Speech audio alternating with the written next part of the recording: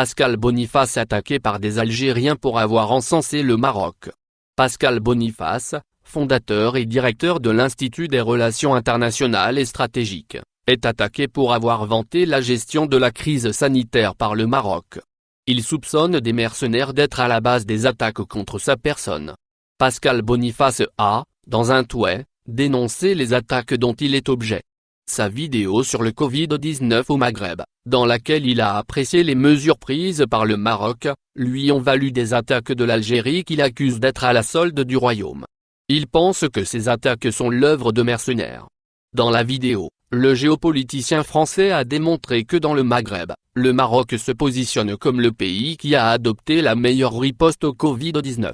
Le royaume se positionne en bon partenaire du Nord en exportant des masques à des pays européens, et un partenaire fiable pour les pays africains, avec l'initiative du roi Mohamed VI pour l'Afrique, a expliqué Pascal Boniface. Il a également évoqué l'aide du royaume aux différents acteurs économiques, pour leur permettre de faire face aux conséquences économiques de la crise. Chose curieuse, Pascal Boniface n'est pas le premier à apprécier la gestion qui est faite du Covid-19 par le royaume. Le Maroc a été cité par la presse internationale et la France comme un modèle à suivre. Au sujet de la situation en Algérie, Pascal Boniface a déclaré que le Covid-19 est venu frapper un pays déjà en pleine crise économique à cause du choc pétrolier. Le président Tebboune et les autorités algériennes ont profité du confinement et du Irak pour accentuer la répression sur les médias et les journalistes, a-t-il indiqué.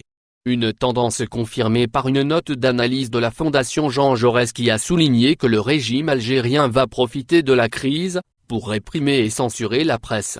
Face au dénuement du système sanitaire, un grand drame guette les 43 millions d'habitants d'Algérie, fait observer la note de la Fondation Jean Jaurès. La note évoque la vétusté et la dégradation des hôpitaux, le manque criard de moyens, le personnel soignant insuffisant et le sous-équipement des laboratoires hospitaliers. Est-ce qu'il a raison ou ce ne sont que des paroles mensongères?